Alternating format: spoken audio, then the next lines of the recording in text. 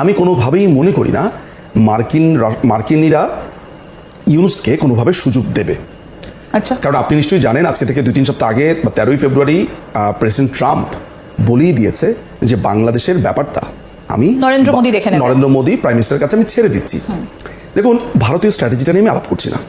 অনেকেই বলতে পারবে যে ভারতীয়রা আমাদের ব্যাপারে কেন সিদ্ধান্ত নেবে, তো আমাদের ব্যাপারে সিদ্ধান্ত তো পশ্চিমারাও নিচ্ছে, সুতরাং আমি ওইভাবে বলছি না যে ভারতীয়রা সিদ্ধান্ত নেবে এটা ঠিক নাকি পশ্চিমারা। আমি মনে করি গ্লোবালাইজ একটা জায়গা, আমরাও যদি সুযোগ পাই আমরাও আমাদের থেকে ছোটো কান্ট্রিকে কোনো না কোনোভাবে চাপ দেওয়ার চেষ্টা করব। যখনই কেউ বড় হয়ে যায় ছোটো কান্ট্রিকে করে, সো এটা বলে লাভ নাই। আমার ভেতরেও কিন্তু একটা আমেরিকা ঘুমাচ্ছে, খালি সুযোগের জন্য পাচ্ছি না, তাই তো?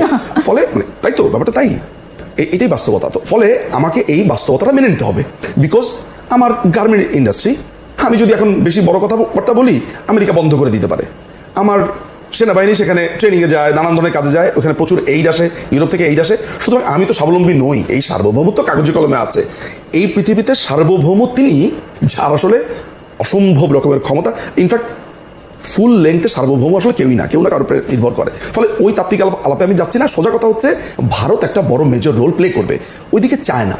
সেখানে একটা চায়নার ব্যাক আছে, নাম্বার 1। আপনি যেটা জানতে চাচ্ছেন, ইউরোপের একটা ব্যাক আছে। এই জঙ্গি সরকার ভারতের সাথে কি কোনো আলোচনাতে আছে গোপনে? না, আমি বলছি আপনাকে আলোচনা তো করতেই পারে। দেখার বিষয় হচ্ছে ভারত কিভাবে রেসপন্স করে। ভারত পরিষ্কারভাবে রেসপন্স করেছে, নির্বাচিত সরকার ছাড়া সে কারোর সাথে যাবে না। কেন যাবে না? আপনি ধরেন হচ্ছে ইউনুস সরকার, আমি আপনার সাথে একটা চুক্তি করলাম, আমি ধরা যাক হচ্ছে XYZ কোম্পানি, কালকে আমি নাই থাকতে পারি না, সেটার জন্য না। আমি তো জানি আপনি বৈধ নন, সাংবিধানিকভাবে আপনার কোনো অস্তিত্বই নেই।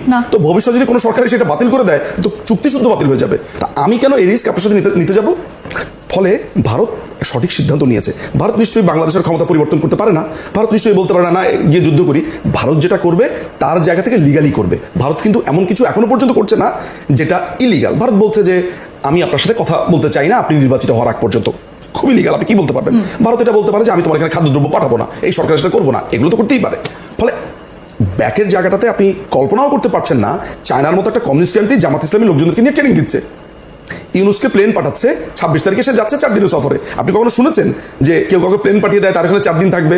সো অনেকগুলো জিনিস আপনার মাথার ভিতরে এসছে। ফলে আমি মনে করছি না যে এখনো পর্যন্ত খুব শক্তভাবে, তবে একটা বড় ধরনের ম্যাস গ্যাদারিং যদি বাংলাদেশ আওয়ামী লীগ করতে পারে কিংবা অন্য কোনো পার্টি করতে পারে তাহলে এটা বালির বাঁধের মতো ভেঙে যাবে।